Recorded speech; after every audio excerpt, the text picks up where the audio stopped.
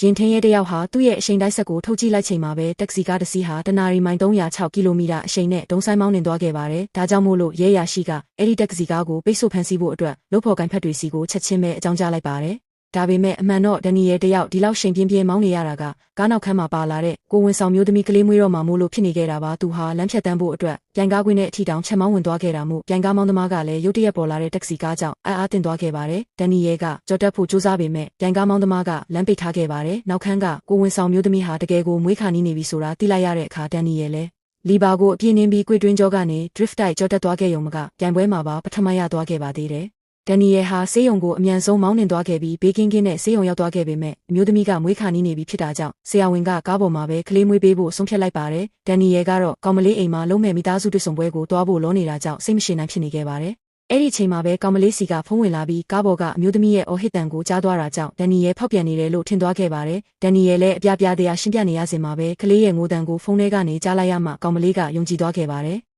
ဆေးရုံကနေထွက်လာပြီးတာနဲ့ဒန်နီယယ်ဟာကောင်မလေးအိမ်ကိုအမြန်ဆုံးအပြေးလွှားသွားခဲ့ပါတယ်။အိမ်ရဲ့ရောက်ချင်းမှာပဲကောင်မလေးရဲ့အဖေစစ်သူကြီးဟာအရေးကြီးကိစ္စနဲ့အပြင်ထွက်ဖို့ဖြစ်လာခဲ့ပါတယ်။ဒါပေမဲ့ကားထွက်သွားပြီးမကြမီမှာပဲတွဲကားကြီးတစ်စီးနဲ့တိုက်မိသွားခဲ့ပါတယ်။စစ်သူကြီးကလေစိတ်ကိုအမြန်သွားဖို့လိုအပ်နေတာကြောင့်ဒန်နီယယ်ကမိနစ်15အတွင်းအရောက်ဖို့ပေးပါမယ်ဆိုပြီးအာမခံကကူညီဖို့အာသာလိုက်ခဲ့ပါတယ်။သူဟာရိုးရိုးစတီယာရင်ကိုအထူးပြုလုပ်ထားတဲ့စတီယာရင်နဲ့လဲလှယ်လိုက်ပြီးလေရင်ထင်းချုပ်တံကိုပါတက်ဆင်လိုက်ပါတယ်။ထို့နောက်ခလုတ်တစ်ခုကိုနှိပ်လိုက်တာနဲ့တက္ကစီကားဟာချက်ချင်းဆိုသလိုစွမ်းဆောင်ရည်မြင့်ကြိုင်ကားတစ်စီးအဖြစ်ပြောင်းလဲသွားခဲ့ပါတယ်။ဒန်နီယယ်လီဘာကိုနင်းလိုက်တာနဲ့ကားဟာအရှိန်ပြင်းပြင်းနဲ့ရှေ့ကိုပြေးထွက်သွားပြီးလမ်းမပေါ်မှာလျက်တစ်ပြက်ရှောင်းကွေးမောင်းနေခဲ့ပါတယ်။စစ်သူကြီးခမညာလဲကြောက်လန့်တကြားနဲ့လက်ကင်ကိုတင်းတင်းကြပ်ကြပ်စုပ်ကင်ထားခဲ့ရပါတယ်။ဂျပန်ယာရှိတွေရဲ့လေရင်ဆင်းသက်ပြီးချိန်မှာတော့သူတို့လေစိတ်ကိုရောက်ဖို့10မိနစ်ပဲကြာခဲ့ပါတယ်။ဒန်နီယယ်ကစက်တင်တွေကိုချိန်ညှိပြီးနောက်ထပ်ခလုတ်တစ်ခုကိုထပ်နှိပ်လိုက်တဲ့အခါမှာတော့တက္ကစီကားဟာကားတောင်ပံတွေကိုချက်ချင်းဖြန့်ထုတ်လိုက်ပြီးအနီးနားကကုန်းလျှော့တက်အတိုင်းလေထဲကိုပြန်တက်သွားခဲ့ကလေစိတ်ထဲကိုချောမောစွာဝင်ရောက်ဆင်းသက်နိုင်ခဲ့ပါတယ်